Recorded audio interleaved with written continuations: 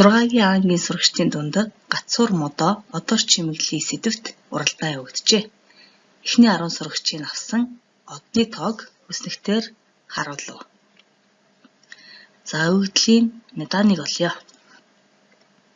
Метаныг олохын тулд эренбэл нь 3 4 4 5 5 6 7 гэж өгсөн байна.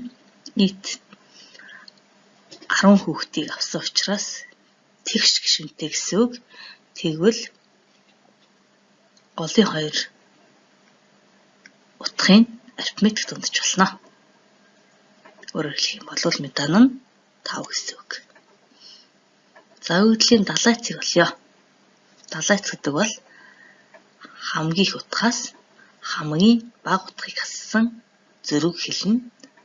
Ингээ хамгийн их нь 7, хамгийн бага нь 3, зөрөө нь 4 гарсан байна. Өгөгдлийн модыг олвол мод гэдэг бол хамгийн олон давталтай утгыг хэлнэ. Манай өгөгдлийн хувьд хамгийн олон давтагдж байгаа нь 4 ба 5 байгаа учраас мод нь 4 5 байх нэ.